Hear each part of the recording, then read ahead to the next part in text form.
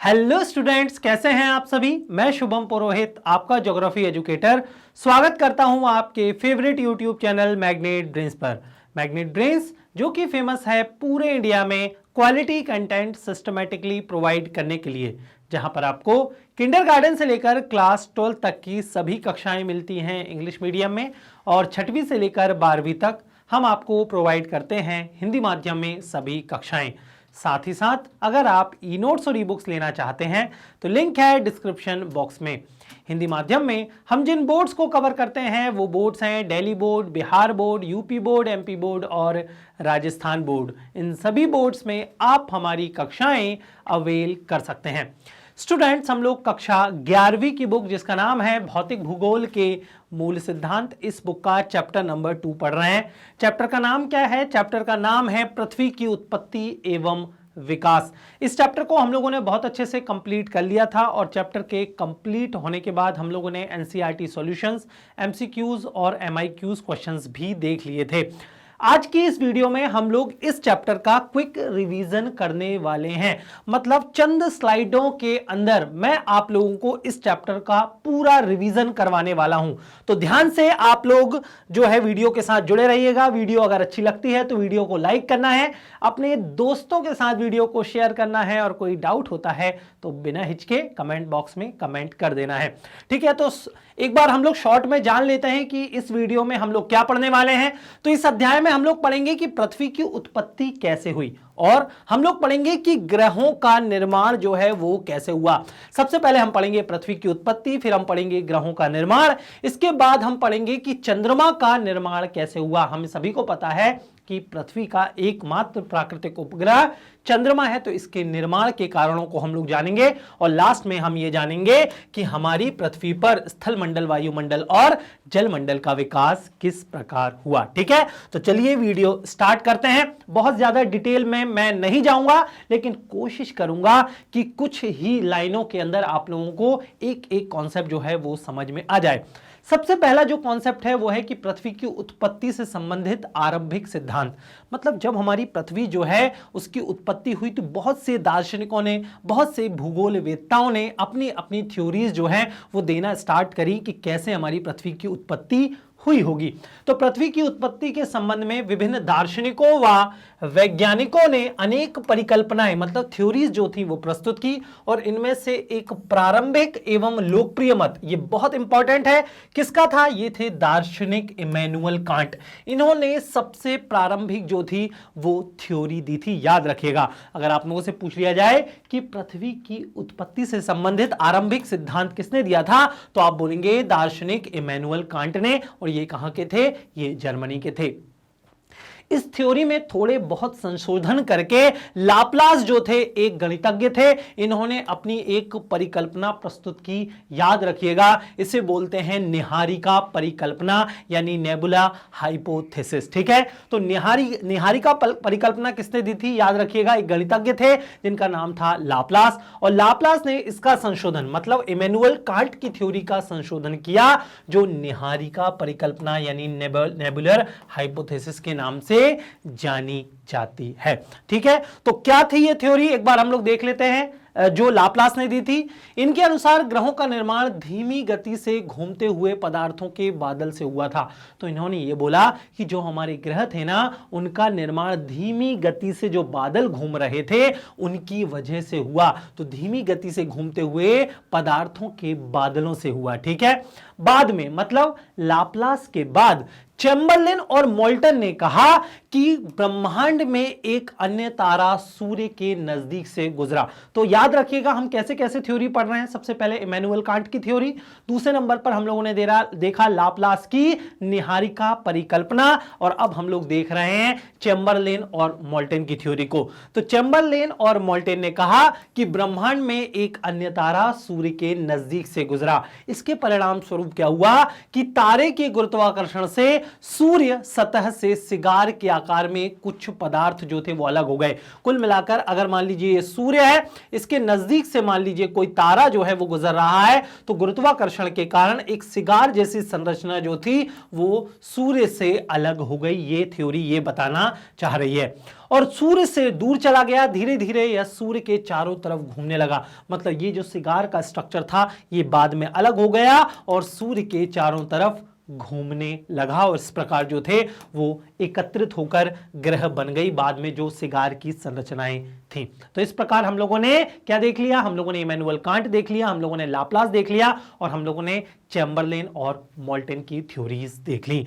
लेकिन ये थ्योरी तो बड़ी पुरानी थी। इन थ्योरी के पक्ष में बहुत ज्यादा प्रमाण जो थे इन वैज्ञानिकों ने प्रस्तुत नहीं किए। बाद में जो आरंभिक सिद्धांत है जिसे आज बहुत ज्यादा मान्यता प्राप्त है और साथ ही साथ इसके सबूत भी मौजूद हैं, वो थ्योरी है बिग बैंग सिद्धांत। याद रखिएगा। तो आधुनिक समय में सर्वमान्य सिद्धांत कौन सा है? बिग बैंग सिद्धांत। इसे बिग बैंग थ्योरी भी बोलते हैं। 1920 में वैज्ञानिक का नाम याद रखना है एडविन हबल। ठीक है, 1920 में एडविन हबल ने इसके प्रमाण दिए थे। एडविन हबल ने बिग बैंग थ्योरी के प्रमाण दिए थे। तो हम लोग समझ लेते हैं कि भाई बिग बैंग जो थ्योरी थी या सिद्धांत था वो क्या था।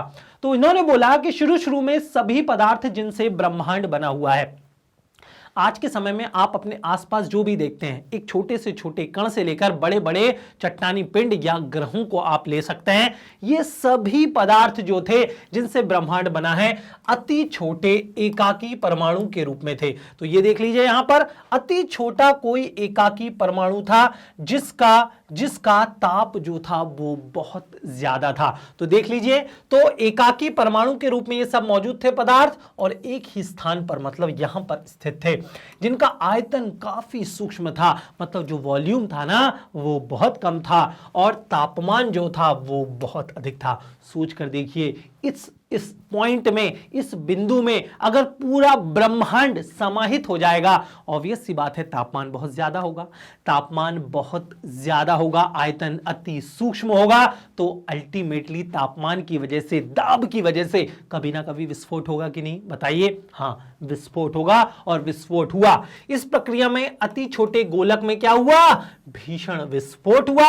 इस विस्फोट से 1 सेकंड के बाद ब्रह्मांड का विस्तार हो गया। अब जैसे कोई पटाखा होता है ना, आप लोगों ने दिवाली पे पटाखे वगैरह जलाए होंगे, जैसे कोई पटाखा होता है, जलने के बाद कैसे उसके टुकड़े जो हैं चारों तरफ फैल जाते हैं, बस ऐसा ही ब्रह्मांड में हुआ। इस एकाकी परमाणु में भीषण विस्फोट हुआ और 1 ही सेकंड के अंदर पूरे ब्रह्मांड का जो था वो विस्तार हो गया। तो आप देख सकते हैं 1 सेकंड के अंदर किस प्रकार जो था वो विस्तार हो रहा है। यहां पर ये सब क्या है? आकाशगंगाएं हैं। ये आकाशगंगाएं समय के साथ जो हैं वो दूर जा रही हैं और आज भी बोला जाता है ये आकाशगंगाएं जो हैं वो करोड़ों किलोमीटर दूर जो हैं एक दूसरे से जा रही हैं।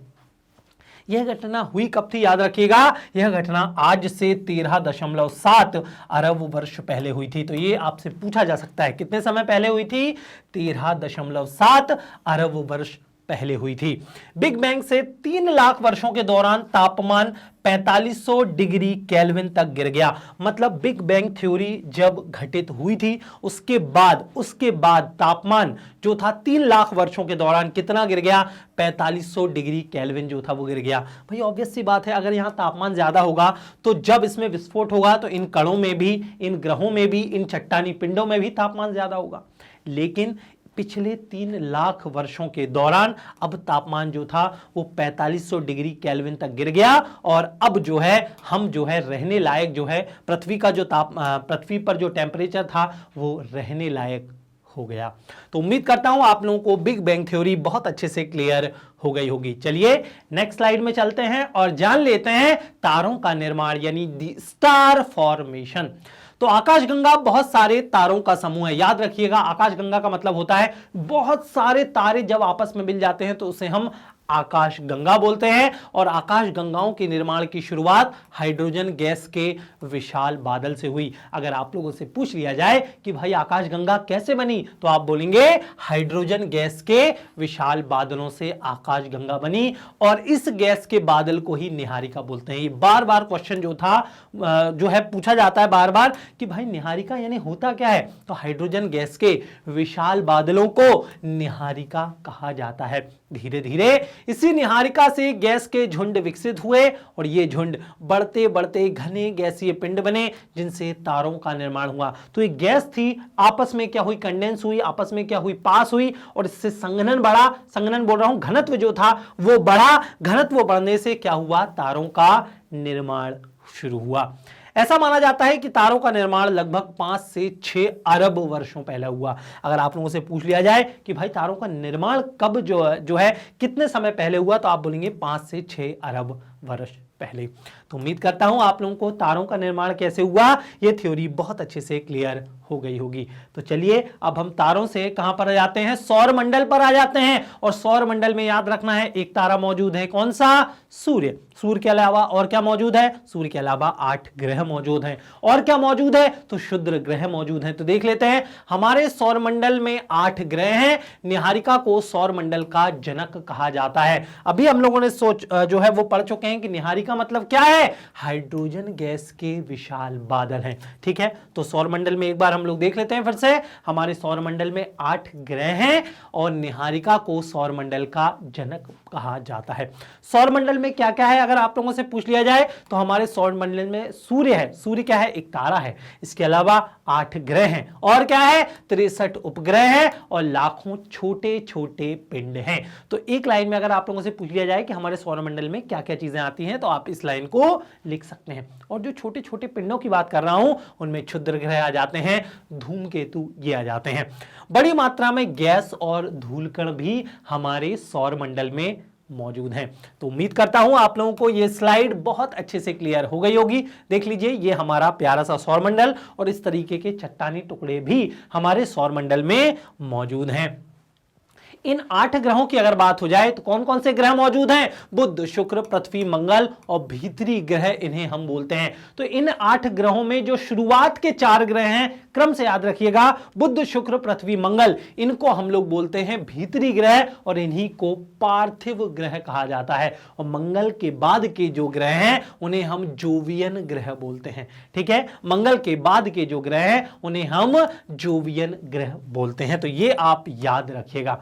मैंने अभी कहा कि 8 ग्रह, पहले 8 थे क्या, नहीं, पहले 8 नहीं 9 ग्रह माने जाते थे, लेकिन अब प्लूटो को हम ग्रह जो है वो नहीं मानते।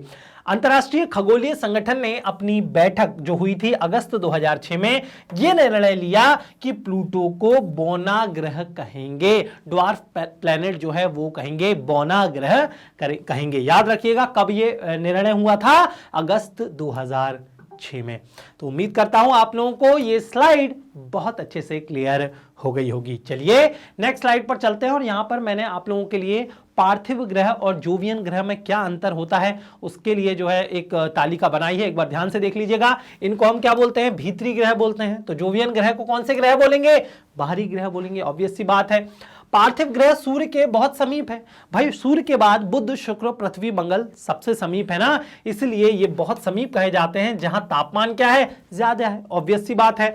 तो जहां अत्यधिक तापमान के कारण गैसें जो हैं वो संघनित नहीं हो पाई हैं, मतलब पास पास नहीं हो पाई हैं, इतना ज्यादा टेम्परेचर है इस वजह से। लेकिन ये तो दूर है, इस वजह से यहां पर गैसें जो है वो संघनित हो गई हैं। तो जोवियन ग्रह सूर्य से बहुत दूर है, सूर्य से दूर होने के कारण यहां तापमान जो है वो बहुत कम है, याद रखिएगा। सौर वायु मतलब अब चूंकि सूर्य तो है, एक तारा है, गर्म गैस का क्या है, पिंड है, आप ऐसा समझ सकते हैं। इसलिए यहां से जो हवाएं भी चलेंगी वो कैसी चलेंगी, गर्म चलेंगी, जिसे हम बोलेंगे सौर वायु।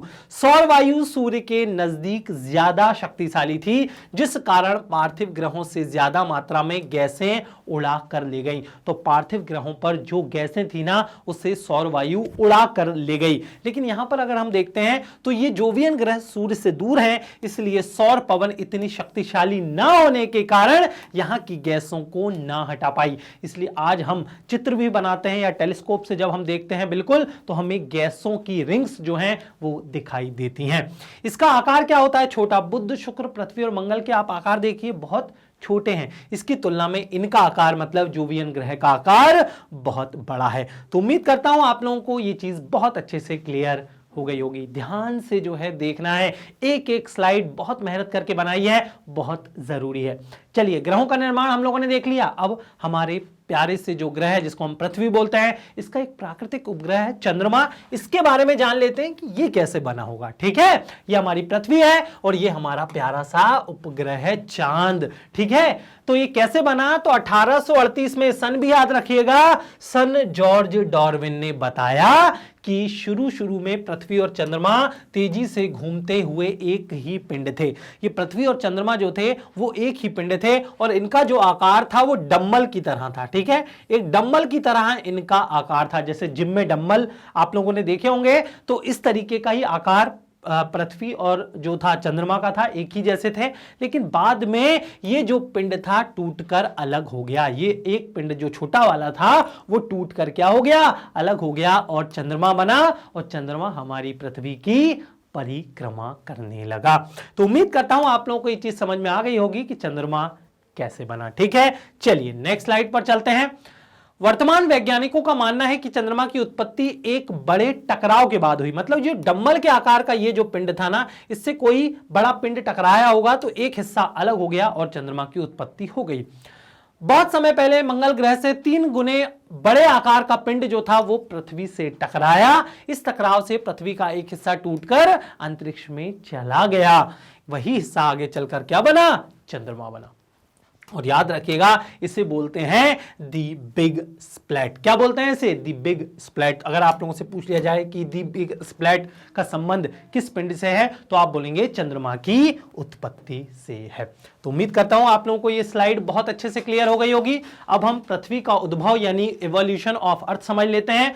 तो शुरू में पृथ्वी गर्म और वीरान ग्रह थी, आप सभी को पता है, जिसका वायुमंडल क्या था, बहुत विरल था। सिर्फ हाइड्रोजन और हीलियम गैसेज ही मौजूद थी। तो जिसका वायुमंडल विरल था, जो हाइड्रोजन एवं हीलियम गैसों से बना हुआ था। यह आज की पृथ्वी के वायुमंडल से बहुत अलग है। भाई पहले हमने बोला हाइड्रोजन और हीलियम गैसेस थी और आज के वायुमंडल में तो nitrogen, oxygen, carbon dioxide gas, argon gas, ये सभी गैसेस मौजूद हैं। कुछ ऐसी घटनाएं हुई जिनसे पृथ्वी एक सुंदर ग्रह जो थी वो बन गई और यहां बहुत सा पानी और जीवन के लिए अनुकूल वातावरण जो था वो उपलब्ध हो गया। पृथ्वी की संरचना जो है वो परतदार है। हम लोग पढ़ते हैं कि हमारी पृथ्वी की जो संरचना है वो इस तरीके से परतदार है। नेक्स्ट चैप्टर में हम लोग पढ़ेंगे कि भूपर्पटी, मेंटल और क्रोड किस प्रकार पृथ्वी की परतदार संरचना का निर्माण करते हैं। इसी क्रम में अब हमें यह जानना है कि हमारी पृथ्वी पर जो आज हमें स्थलमंडल नजर आ रहा है, वायुमंडल नजर आ रहा है और जलमंडल नजर आ रहा है, ये कैसे बना। ठीक है, सबसे पहले हम लोग देख लेते हैं स्थलमंडल का विकास। स्थलमंडल मतलब जिस पर हम रह रहे हैं उसका विकास कैसे हुआ। तो अत्यधिक ताप के कारण पृथ्वी आंतरिक रूप से द्रव अवस्था में रह गई और तापमान की अधिकता के कारण ही हल्के और भारी पदार्थ अलग अलग होना शुरू हो गए।